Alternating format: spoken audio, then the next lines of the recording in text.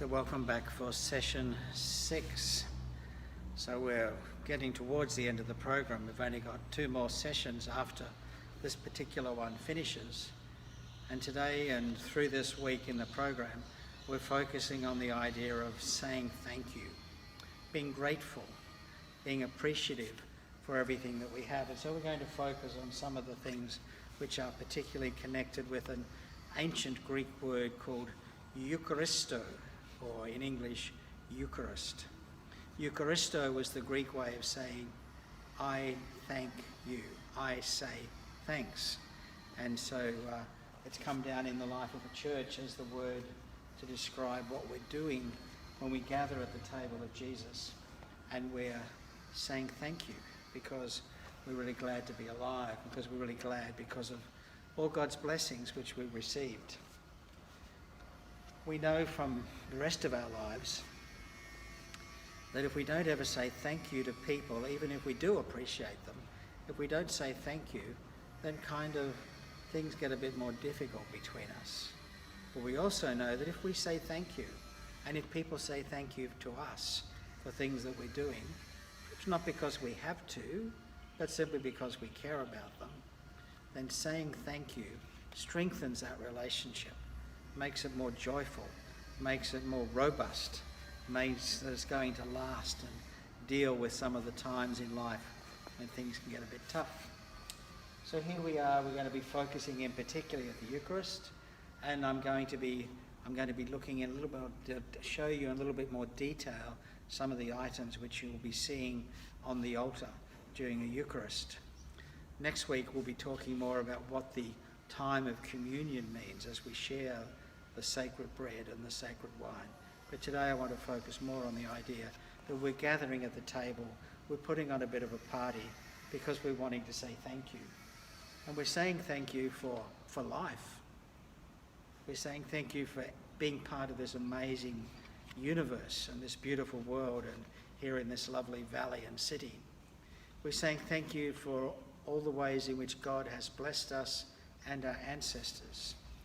We're especially saying thanks for the way that Jesus has brought forgiveness and salvation and healing and wholeness and wisdom into our lives. And of course, we're giving thanks for the fact that we can worship freely in this country with freedom of religion.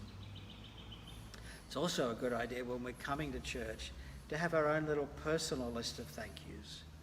What do I want to be saying thank you to God about during this part of the service when our focus moves from listening and caring and reconciliation to saying thank you?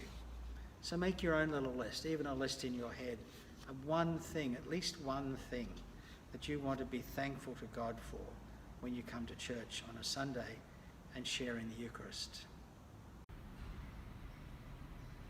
So now what I want to do in the last minute or so of this video is just to focus in on the altar, the table of Jesus, and some of the special things we use when we come to celebrate the Holy Meal, the Eucharist, the Supper of the Lord.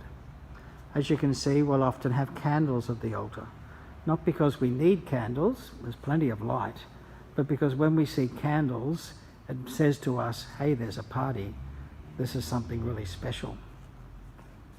And now you can see some of the other things that you will be using every time we have a Eucharist. First off, you can see the beautiful chalice and paten, the cup and the plate. These ones are put out for this video because they're amongst the most precious ones we have here at the Cathedral. They're made of gold, because we like to use the very best things we possibly can when it comes to worship. In every altar there's always a cross, and in the case of the nave altar we have this beautiful copy of the beautiful San Diamo cross that spoke to St. Francis at the beginning of his ministry as a holy man, around about 800 or so years ago. So this reminds us that Jesus calls us to take up our cross and follow him. And when the priest is standing at the altar, he'll see that cross, and it's a call to be mindful and to be aware of the mystery of God's presence.